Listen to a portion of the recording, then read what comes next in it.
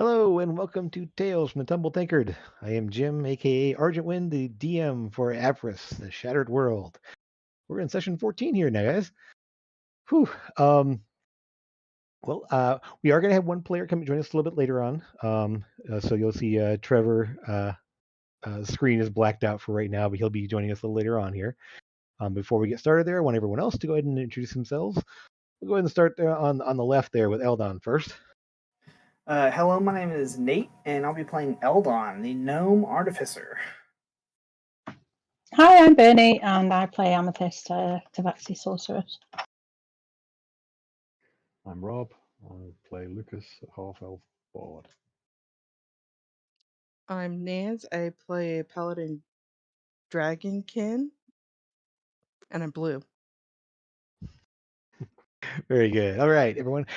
So last time we had a pretty eventful day, night and day, finishing up at the museum, interrogating a goblin, one Mesm, who give a real bit of information um, about the Order of the Finders he was part of from the Goblin Nation of Gezrek. They're trying to find out secrets and things that have been maybe stolen or things from the Goblin Nation there, and trying to recover them and or deal with anyone else. So they're kind of like spies that try to take things back that have been taken from their nation. But he was turned over to the guardhouse, and while there, the party um, spotted a couple of bounties. One for the serial killer known as Shade that they encountered a little while ago, a bounty that had been there obviously for a while and no one's been able to collect on it. And then another bounty that was for a stolen object from the Drakal embassy, the Dragonkin nation. Um, he took interest in that one, but heading on the way back to their hotel, they stopped off at the Temple of Light, which is devoted to various gods and deities of good and light type things, and being one Foltus, the god of light, Palor, god of the sun, and Bahamut, the platinum dragon, that Sora is a follower of. They went in, uh, checked the place out. Sora spent a little time at one of these shrines there and had for the first time ever, heard the voice of her god speaking to her, giving a cryptic warning about their home, about the homeland of the Dragonkin and the gemstone dragons. Um, After that, they head back to the hotel and did a little emergency surgery on Trevor, removing a bullet that was lodged into him and dealing with an infection, making a bit of a mess, but nothing that couldn't be cleaned up, and managed to be successful in said operations. Next morning, they made their way over to Beaudelay, the art antiquities dealer, dropping off the painting that they had purchased and arranging for the deal for the money to be collected.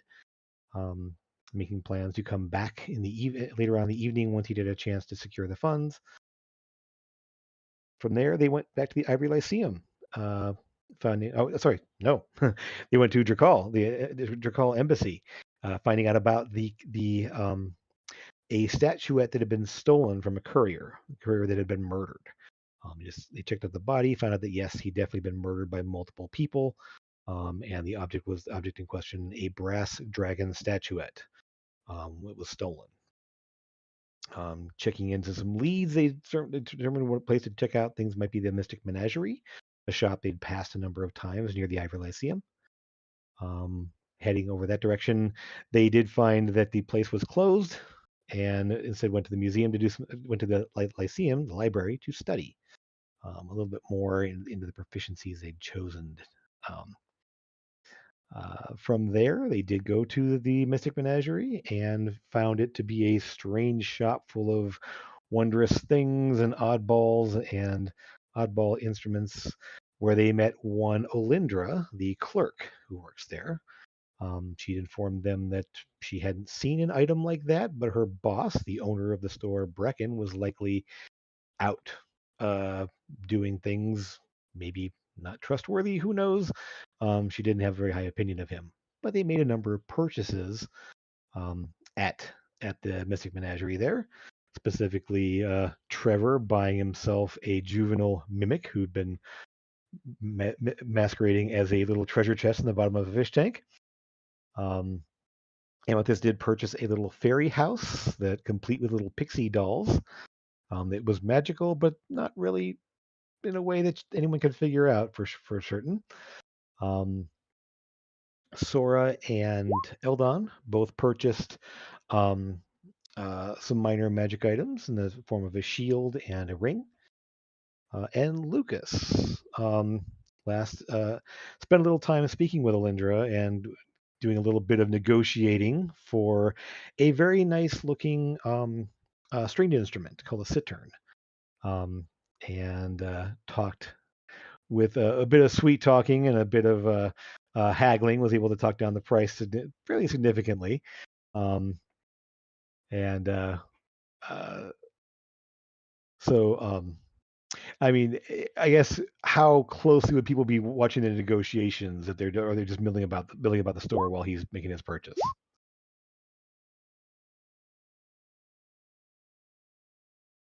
Let's say you guys. I'm wondering which one's going to kill us all first, the fairy house or Trevor's mimic. Well, Mimic is yay big. It's pretty tiny.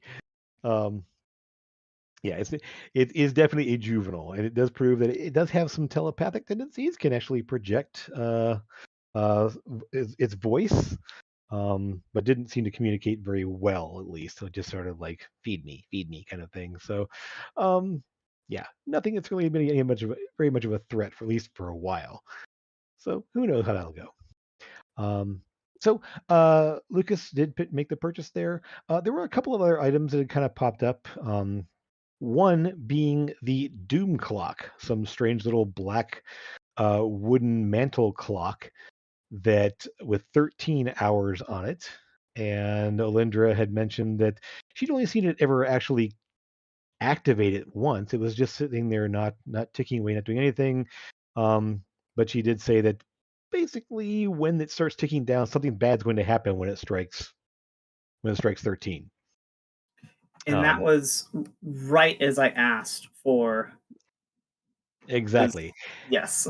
And timing wise, looking at the other clocks that do work, essentially it started ticking away right almost exactly at 6 o'clock. So very likely something bad's going to happen. Maybe in proximity to the clock, maybe to one of you, maybe to Alindra, who knows? But something bad will happen at 7 o'clock the next morning. So we know some of you will probably be sleeping. So we'll see what happens. Hopefully it's Trevor.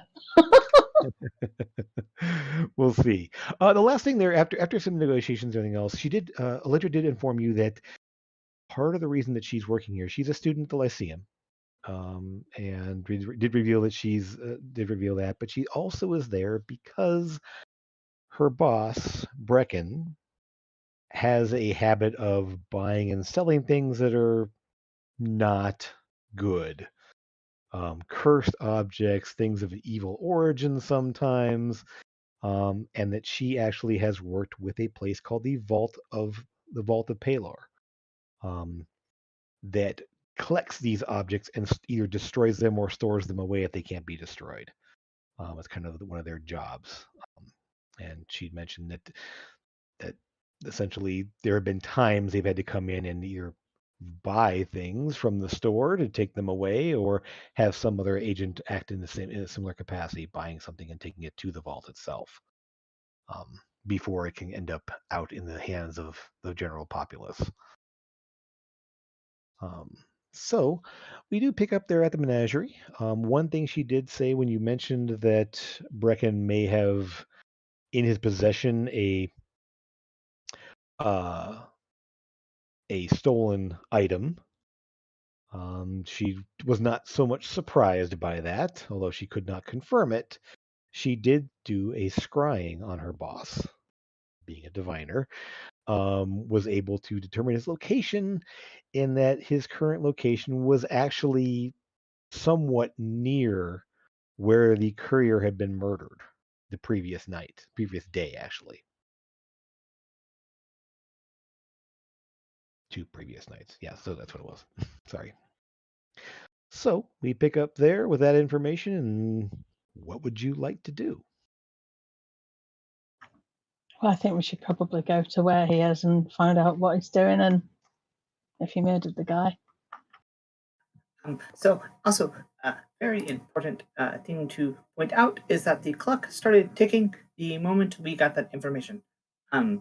Yes, I know we all recognize this, but it is a bit worrying because of the nature of divine divination magic. Yes, let us post haste. Yes. Maybe the Eldon bad thing. will Sorry. turn around. Eldon will kind of turn around a little briskly now that that thing is happening, and he understands divination magic, and it is always right. Obviously, so.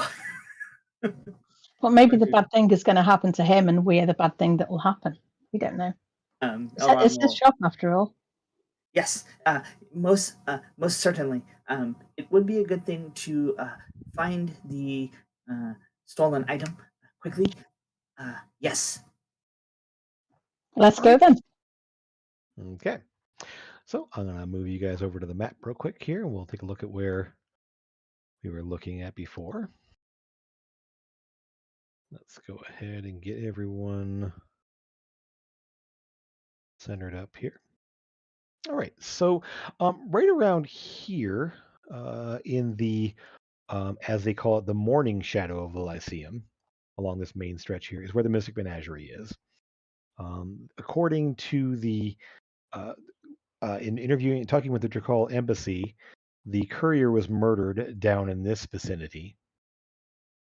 Down on the map here, everyone can see that. Okay, yeah, okay. And currently, as of the scrying that Olindra had done, the that Brecken was somewhat up in this vicinity, so not very far away. This being sort of the seedier part of town, at least in terms of just buildings tend to be. One thing about that is that the seedier part of town also has lower roofs, roof lines, just darker in general.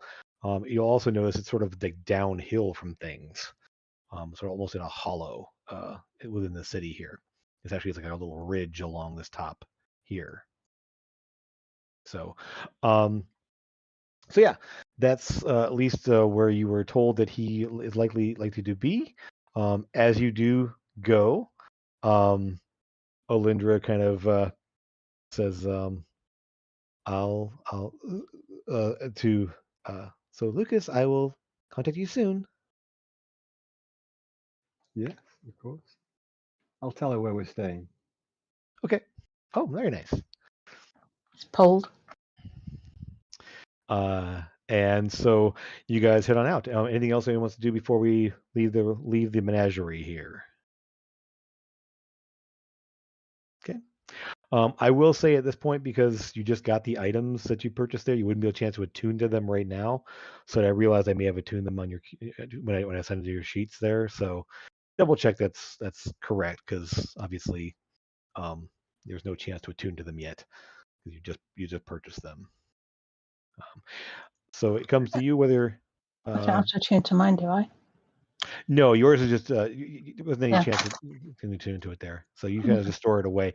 I'm gonna say it's about it's the size of it's a dollhouse, kind of almost like a fairy house there with a little fake tree stump there and a little wooden structure coming off of the base of it there with little pixie dolls inside, some some flowers stuck off of it there, all very lifelike, all very it's not actually living, but it's all made to look like it is. Oh. I believe Eldon had done a detect magic on there, and there was sort of Yes. a transmutation conjuration mix, but very very faint. Nothing that was strong or really identifiable specifically.